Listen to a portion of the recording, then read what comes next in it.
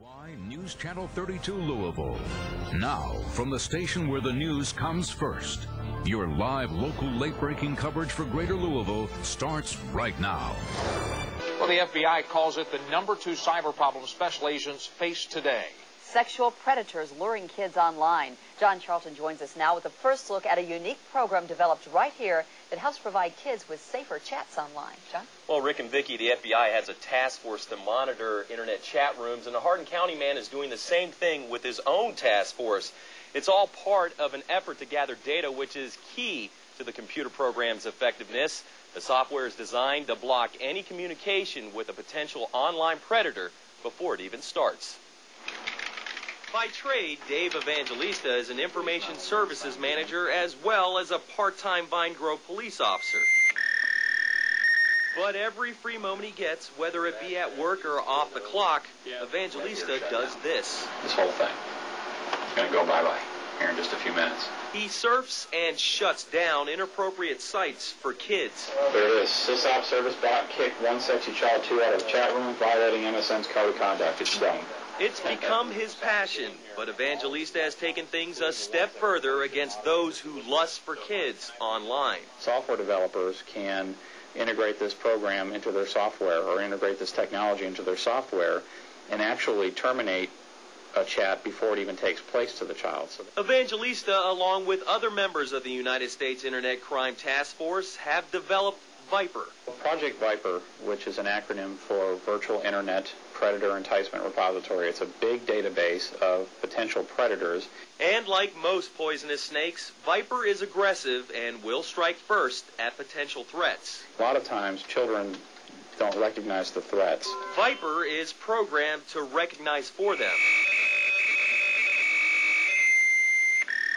Anytime a minor dials in on a computer with protective software, including Viper, she or he has better odds of chatting in comfort. This software would raise its shields up and stop them immediately and say, "Who are you? What's your chat handle?"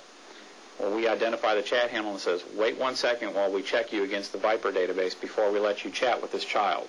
Not yet ready for the open market, Viper has evolved in a year from an idea to a product. And Mr. Max Nasty sees that Susie is logged in on his instant messenger, and he says, maybe I'm going to send her a message and see what she's doing. "Hi, Susie. 10, how are you?"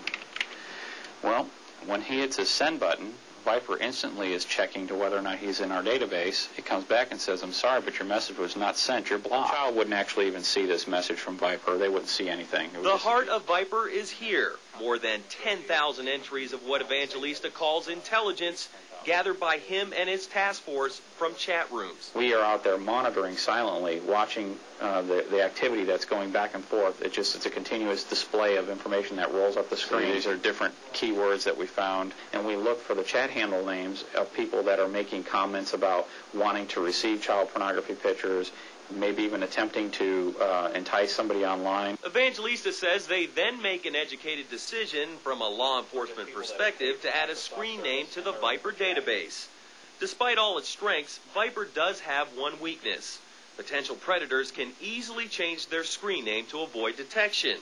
But if the task force has their IP address, which is basically an online social security number, it won't matter what their screen name is. These predators know how to do this. That's what they do for a living.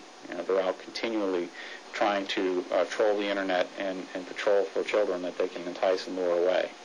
And they're experts at this. Unfortunately, so are we. And Rick and Vicki, according to the FBI, 10 million kids currently use the internet, but by 2005 that number is expected to skyrocket to 77 million. The FBI says last year 1 in 5 kids fell prey to an online sexual approach or solicitation. So obviously it's a very big problem and seems to be growing. Wow. Hopefully this guy can help. Yeah. All right. Thanks, John.